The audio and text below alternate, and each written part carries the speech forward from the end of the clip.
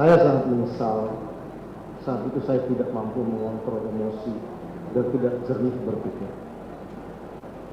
Di awal lewat persidangan ini, saya ingin menyampaikan bahwa peristiwa yang terjadi adalah akibat dari kemarahan saya atas perbuatan anak bapak kepada istri saya.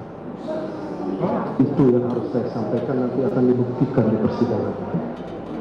Saya yakini bahwa saya telah berbuat salah dan saya akan bertanggungjawabkan secara hukum. Saya juga sudah minta ampun kepada Tuhan.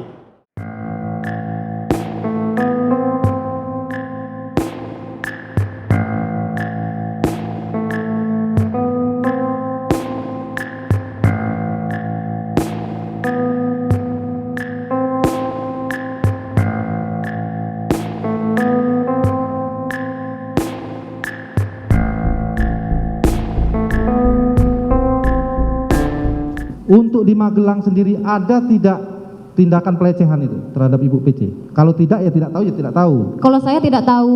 Tidak tahu ya? Tidak tahu. Berarti saudara tidak tahu apakah ada pelecehan atau tidak ya? Tidak tahu. Dia hanya mendapatkan ibu di depan kamar mandi, di depan kamar tergeletak di pakaian mau dicuci itu.